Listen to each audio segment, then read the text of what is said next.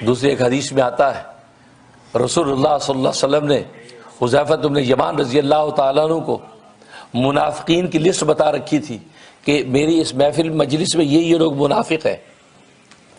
حضرت حذیفہ بن یمان یہ رازدار صحابی ہیں، ان کو بتائی۔ اب سب کو پتا ہے کہ وہ منافقین کے نام وہ صرف ان کو بتائے گئے حضرت حذیفہ کو۔ ادھر حضرت عمر فاروق رضی اللہ تعالیٰ عنہ خلیفۃ المسلمین بھی بن گئے ہیں، وہ ان سے جا کے پوچھتے ہیں کہ منافقین کی جو فہرست ہے اس میں کس کس کا نام ہے، کس کس کا نام ہے؟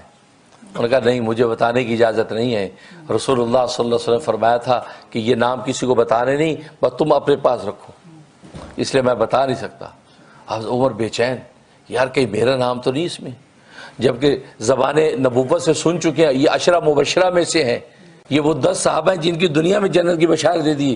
اس میں صاحب ابو بکر فی الجنہ، عمر فی الجنہ، عثمان فی الجنہ، علی فی الجنہ، تو وہ طلحہ فی الجنہ، زبیر فی الجنہ، تو گویا کہ 10 صحابہ کے ذکر خود نبی نے زبان سے کر دیا کہ یہ لوگ جنتی ہیں۔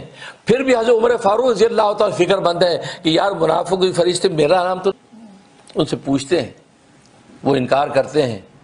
تو آخر ایک مرتبہ پوچھا اچھا ٹھیک ہے تم نام نہ بتاؤ، رسول اللہ صلی اللہ علیہ وسلم نام بتانے سے منع کیا ہے نا، نام نہ بتاؤ، بس اتنا بتا دو میرا نام تو اس میں نہیں ہے، بس ہاں یا نہ کرے گا، نام تو نہیں بتائے گا، نبی سے جو کمٹمنٹ ہے وہ بھی ٹوٹے گی نہیں، لیکن جب تم مجھے یہ کہہ دے گا کہ عمر تیرا نام نہیں ہے تو مجھے اطمینان تسلی ہو جائے گی، ورنہ شب و روز میں بے چین رہتا ہوں کہ میرا نام تو نہیں اس میں۔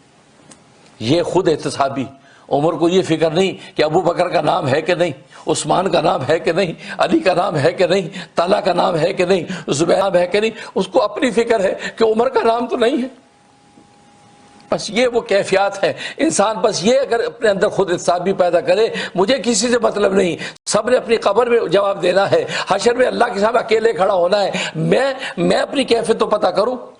تو جب ان سے بار بار اصرار کیا کہ میرا نام تو نہیں، ان کے عمر آپ بے فکر ہیں، آپ کا نام نہیں، آپ کا نام نہیں ہے۔ اس کے باوجود کیا دیکھتے تھے؟ حضرت حذیفہ بن یمان منافق کے جنازے میں شریک نہیں ہوتے تھے۔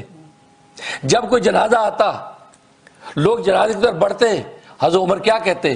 خادم سے کہتے پتہ کرو حذیفہ بن یمان جنازے میں آیا ہے کہ نہیں؟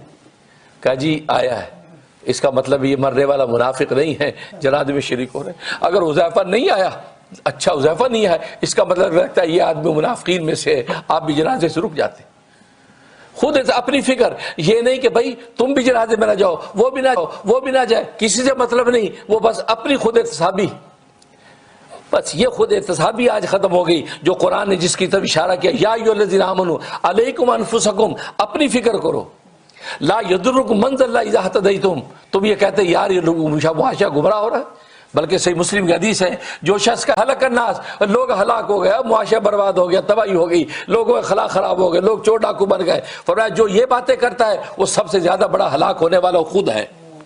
وہ دوسروں کی ہلاکتیں، دوسروں کی پستیاں اخلاق کی دیکھتا ہے، اپنی اخلاق کی پستی پہ نگاہ نہیں، تو نبی فرمایا وہ اہلکم، وہ سب سے زیادہ ہلاکت والا۔